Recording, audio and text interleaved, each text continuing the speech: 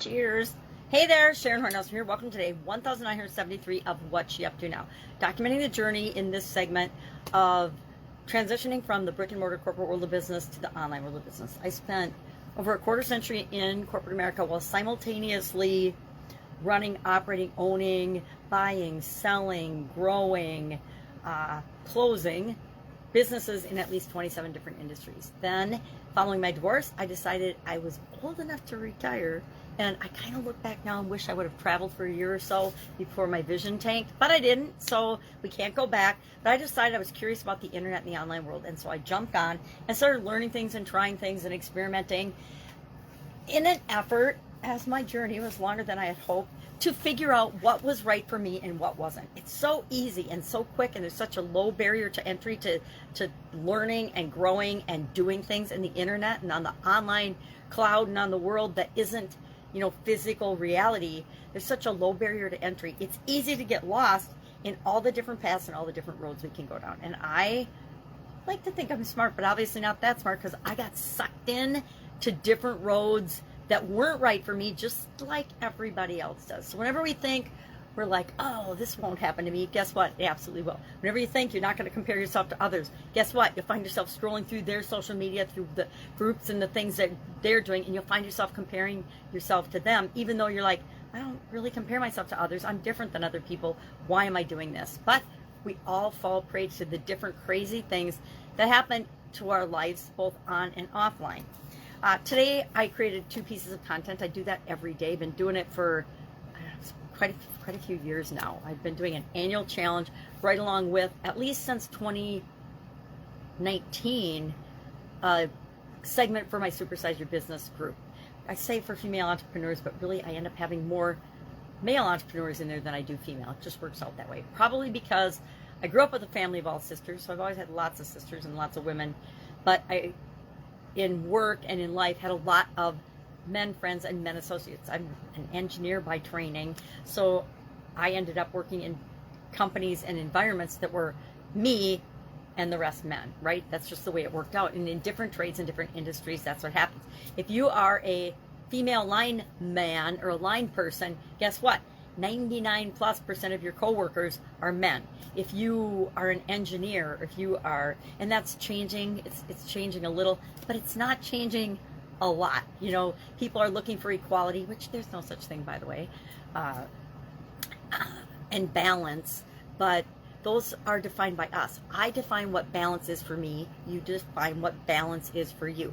I'm not looking to be equal to anyone else. I just want to be the best possible version of myself. So today, for Supersize Your Business, our idiom was, a rising tide lifts all boats. Now, this is accredited to John F. Kennedy. Back when he was a senator, he used it in a speech that was meant to combat a dam project that people were accusing, probably the media and other politicians, of being a what do they call that? Let me see. I can't even remember because I haven't heard the term in so long. A pork barrel project. So we're not going to go into what a pork barrel project is, but he had this news conference, and in it he said, a rising tide lifts all ships or boats. And he used it a lot throughout his career because it spoke to the importance of making a positive difference in the world, having an abundance mindset, making the world a better place. And he was pretty much about that, right? So even though he's credited with saying it, it turns out his speechwriter found out that he didn't make it up. He didn't write it. He's like, well, I thought maybe he made it up, but he found out he didn't make it up. He had heard it. It was a New England town or village or city. I don't know what they call them out in that neck of the United States woods, but it was a slogan for a town that I don't know if he went through or he heard about, but it resonated with him. He liked it, and so he started to use it. And so he, of course, according to the internet, gets credit for it because he made it popular, but he did not actually come up with it. Not really sure of its origin. So I like this idiom. I've never used it, but I do believe that when we put good out into the world, when we set a good example, when we help people solve problems, when we're generous, when we're kind, kindness doesn't cost anything, people. We make the world a better place. And when we do that, it has a ripple effect and impacts other people. Just like when the tide rises, all the boats rise up. Not necessarily, well, in a tide, they all rise the same amount, right? But that's a topic for another day. So that was our idiom today. I like it, have never used it, don't know that I ever will use it, but I do like what it symbolizes and how it encourages us to realize we live in an abundance universe, and so we can contribute to other people. Our topic for today for the Get Your Goals Annual Challenge, we're focusing on financial goals this month, is money mindset, abundance versus scarcity mindset. And I talked about the different characteristics of each, and then I shared 15 ways you can develop an abundant money mindset, or a positive money mindset, or a healthy money mindset.